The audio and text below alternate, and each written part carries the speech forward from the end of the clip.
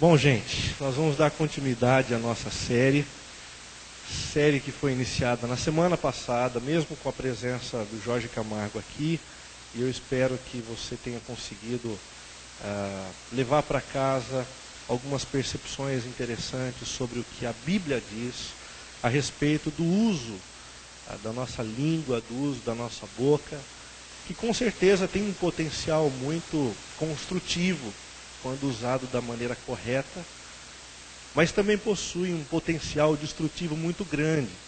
Quando a gente quer, a gente levanta uma pessoa com as palavras, mas quando a gente quer, a gente sabe destruir também. A gente sabe incentivar, mas a gente também sabe desincentivar. A gente sabe levar a pessoa que a gente ama, uma pessoa que a gente gosta, a se sentir bem através de um elogio. Mas quando a gente quer deixar essa dúvida pairar no ar, quando a gente quer acabar com o equilíbrio e com a autoestima de alguém, a gente resolve isso com bem poucas palavras. Bem poucas palavras. A maneira como a gente usa a nossa boca e a nossa língua tem tudo a ver com a espiritualidade que a gente professa e com a vida que a gente tem procurado estreitar com Deus. Introduzindo um pouquinho hoje, eu queria lembrá-los de que há quem diga que o maior desafio para o homem e a mulher deste milênio é o de harmonizar os seus relacionamentos interpessoais, seja com a família, amigos, amores ou clientes. Relacionamentos interpessoais é, sem dúvida alguma, a grande demanda, o grande assunto. Por todos os cantos onde há fóruns sobre esse tema, as pessoas se interessam, as pessoas participam. E isso pode ser percebido, essa chama grande para se conversar sobre o tema, de diversas maneiras. Uma que eu gosto muito é apresentar o que anda acontecendo com um seriado que há muito tempo mexeu com a cabeça de alguns de vocês. Jornada nas Estrelas, aqui na época do Edgar, 1966 a 1969. Jornada nas Estrelas mexeu com a cabeça de muita gente. E na época em que surgiu esse seriado, o slogan...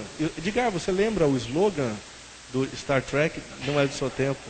Ok, ele se saiu bem. O slogan era: mais uma jornada por onde o homem jamais esteve. Aí alguns já começam a se lembrar dessa história, né? Eram alguns homens, uma mulher, dentro de uma nave, e o grande objetivo da vida qual era? Alcançar lugares inexplorados, ir até o desconhecido, romper fronteiras. Esse era o objetivo da nave intergaláctica. Mas alguns seriados foram surgindo depois disso, e o último que surgiu, chamado Star Trek Deep Space Nine, que surgiu entre 93 e 99, já aparece com uma temática completamente diferente. Ao invés dos homens e mulheres estarem vivendo dentro de uma nave e rumando na direção do desconhecido, do inexplorado, eles estão convivendo numa espécie de estação espacial intergaláctica, ou seja, eles não estão indo para lugar nenhum. Mas dentro dessa estação existem pessoas de todo tipo de cor, de todo tipo de formato, com todo tipo de cultura. E o desafio desta série é o desafio da convivência, é o desafio do relacionamento. Como lidar com aquele que não pensa como eu? Como lidar com aquele que tem um formato diferente do meu? Isso é uma evolução que demonstra o quanto a temática dos relacionamentos é uma temática em voga nos nossos dias. Agora, é preciso destacar que a harmonia entre os mais variados relacionamentos é diretamente proporcional à nossa capacidade de estabelecermos uma boa comunicação. Talvez seja por isso que, em algumas famílias onde o diálogo é muito bem posto, a harmonia e a paz funcionam de uma maneira um pouco melhor. Por outro lado, em famílias onde o diálogo, a conversa, o bate-papo não acontecem da maneira como deveriam acontecer, a paz e a harmonia começam a dissipar, a fugir. Sobre comunicação, eu tenho aqui a palavra de um assessor de desenvolvimento social e cultural, o Léo Artesi, que diz algo muito interessante. O grande objetivo da comunicação é o entendimento entre os homens. Quando produzimos um efeito sem resultados, nós nos expressamos. Quando transmitimos resultados, nos comunicamos. E aqui, com muita sabedoria, o Léo faz uma distinção entre o que é se expressar e se comunicar. Diante das mais variadas demandas do dia a dia, a gente sente algumas coisas e a gente se expressa. Todos nós nos expressamos diante dos nossos desejos, diante das nossas ambições, diante das nossas dores e diante das nossas alegrias. Mas nem todos comunicamos. Por quê? Porque a comunicação pressupõe não apenas a expressão de um sentimento, mas pressupõe também o entendimento daquele a quem eu manifestei uma palavra. E aqui a gente começa a entrar numa roubada. Sabe por quê? Porque em muitas famílias, em muitas empresas, a gente acredita que o que a gente tem é comunicação. Mas se o Léo está certo, muitos de nós confundimos comunicação com expressão. Todo mundo expressa as suas vontades dentro de casa, no trabalho. Todo mundo anda expressando os seus sentimentos, mas nem sempre a gente tem se esforçado para compreender aquilo que tem sido dito. E a gente tem também sido compreendido por quem nos escuta. Comunicação pressupõe as duas coisas. A capacidade de nos expressarmos com a intenção correta, na medida certa, no tom correto, a fim de que o outro nos entenda.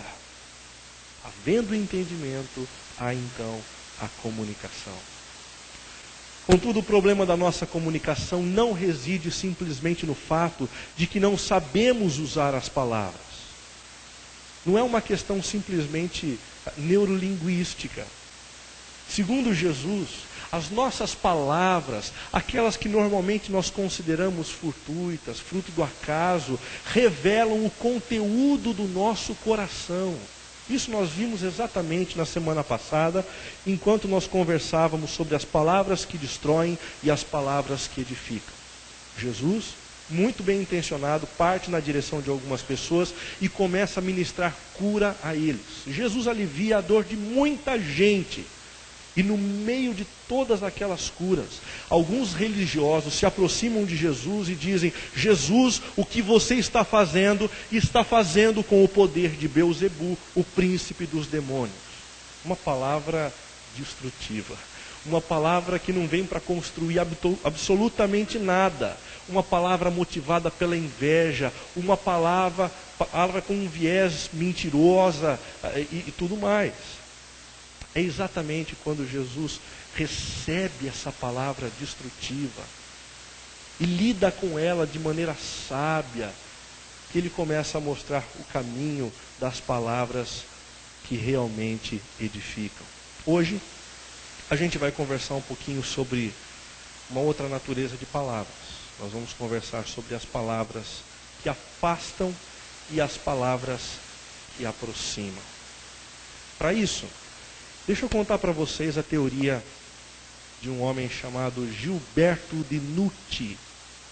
Gilberto Dinucci é um pensador que afirma o seguinte: para ele, a humanidade é um bando de gente vivendo e caminhando em fila indiana. E cada uma das pessoas que vive nessa fila indiana possui uma mala na frente do peito e atrás, nas costas. Na parte da frente, todas as pessoas guardam as suas virtudes. E na parte das costas, todos os seus defeitos. Assim, sempre que a humanidade caminha, O que é que as pessoas enxergam? Elas enxergam as suas virtudes e o que mais? O defeito dos outros. A gente nunca vê os nossos defeitos, a gente nunca se sujeita a fazer uma avaliação criteriosa da maneira como a gente tem usado a nossa língua de verdade, de como têm sido as nossas reações, as nossas posturas. Mas é exatamente quando a gente subverte esse tipo de postura e a gente começa a olhar para a gente mesmo, é que a gente consegue melhorar um pouco, é que a gente consegue perceber o mover de Deus transformando a nossa vida, transformando a nossa casa naquilo que a gente tanto anseia, a fim de provar a paz e provar equilíbrio dentro dos mais variados ciclos de relacionamento. Bom, quais são as palavras que afastam? Será que a gente poderia pensar em algum tipo de palavra que nos distancia uns dos outros? Eu levantei algumas possibilidades. Em primeiro lugar, as palavras com fundo de arrogância. É sempre muito difícil conviver com uma pessoa que é arrogante. Não apenas pela arrogância com relação ao que ela possui, mas também a arrogância com relação àquilo que ela pensa. Eu não sei se você já reparou, mas existem algumas pessoas que sempre começam as suas frases dizendo não, primeiramente. Você faz um comentário e a pessoa diz, não, é que...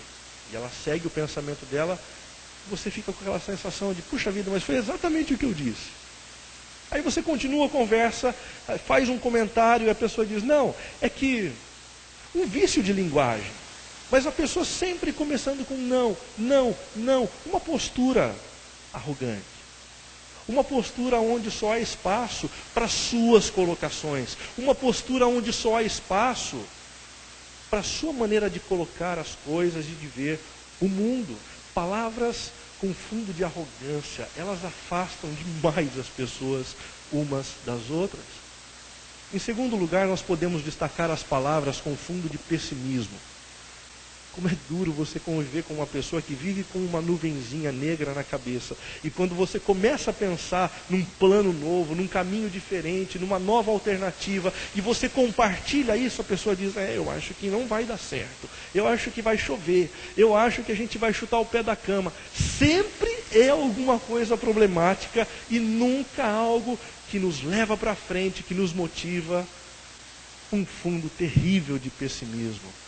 Pessimismo é algo que nos distancia uns dos outros.